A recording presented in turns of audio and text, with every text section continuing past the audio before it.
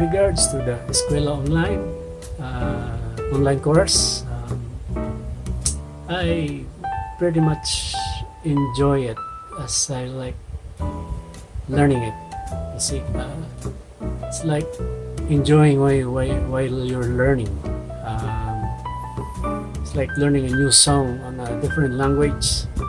Medyo mahirap pero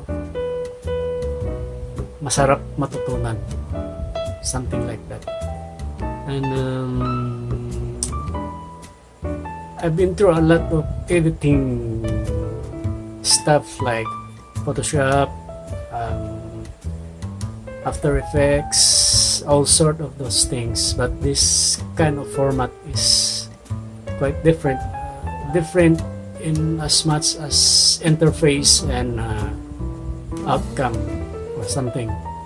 But bottom point is it's the new thing that we have to learn. Malaki ang pakinabang ng online course na ito with regards to especially what we are having right now, the COVID thing,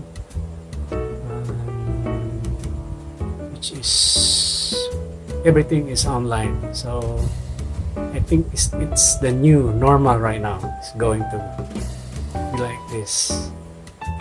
Kaya ito ng kahit sinong willing matuto. The formula is to learn. Yeah. Be productive and learn. Creativity and creativity. You have to have it. It's a must. Kaya it's just you have to endure the brain draining process. Ibang klase, ibang level ang learning process niya, but 2 thumbs up.